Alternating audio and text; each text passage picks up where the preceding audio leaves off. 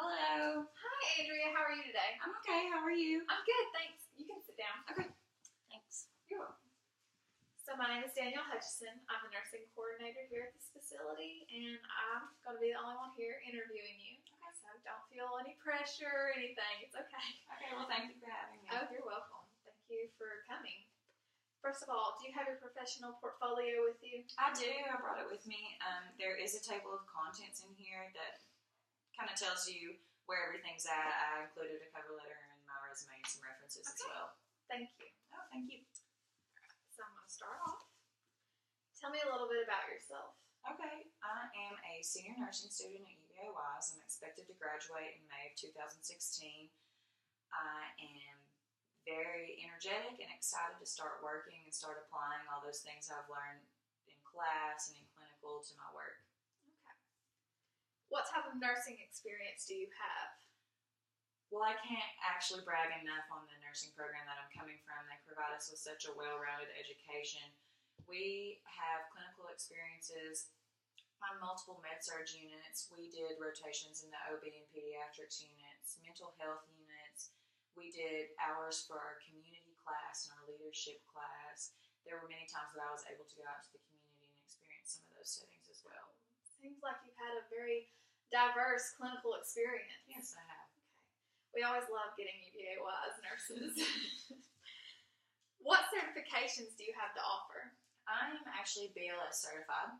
Okay, and have you been able to put your BLS certification into use yet? I have actually a couple times on a couple different units. There have been times when a code was called and I was able to respond with whoever I was working with.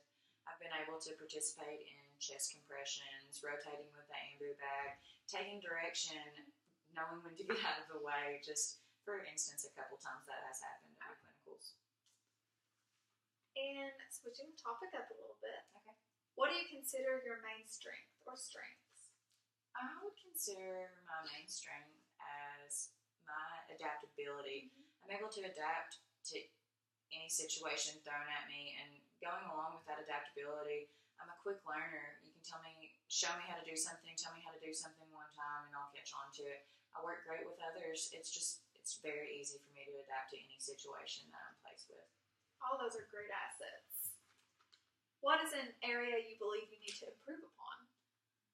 An area I think that I need to improve on is my independence as a nurse. I feel as though as a student, our scope of practice is somewhat limited to working underneath or with a person who already has their license. So I'm just striving every day to reach out and be more independent with my nursing skills and practice. Okay. Tell me about a time in which you had to deal with a difficult physician, coworker, or maybe even patient, and how you dealt with that situation. Okay.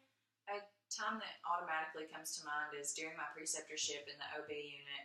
We had a patient who asked why her baby was so shaky, and when a nurse with me answered honestly and told her it was due to the fact that she smoked so many cigarettes while she was pregnant, we could kind of tell at that point in time the switch in her attitude. She became rude to us. She didn't want to listen. She didn't want us to bother her. She didn't want us to assess her. She didn't want to learn any new things about the infant that we were willing to teach her. She was a little bit standoffish and just very irritable. Well, I realized this along with the rest of the staff, so I made a point to allow some extra time during my next assessment to talk with her. I took in some information, some stuff I found online about just the hazards of smoking while pregnant and the effects of smoking on your child. They're not smoking a cigarette. They're not choosing to smoke a cigarette. They're inhaling all that secondhand smoke. So I just showed her some of the things that she needed to know about that. I really stressed that we were on her side and we were there to help her. And we were there to teach her how to care best for her new baby. It was really important that she realized we were on the same team. So after talking to her and giving her information, I allowed her time to ask any questions she had. I felt like that completely turned things around. She was appreciative. She wanted to learn. She asked multiple questions, and she was just very easy to get along with and willing to learn after that point forward. Well, thank you for sharing that experience. You're welcome. And it was a great teaching opportunity for you to give as well. Yes, I thought so. Where do you see yourself in 5 years? In 5 years, I hope to be a more knowledgeable nurse. I hope to learn every day in my job, and I'm sure that I will. I hope to be not only that nurse that isn't afraid to ask a question, but also the nurse that people come to whenever they need an answer to a question. I hope to continue my education somewhat, whether it be a master's program or a program to help me gain my nurse practitioner's license. Oh yes, we love it when our nurses expand their education. And what salary are you looking for?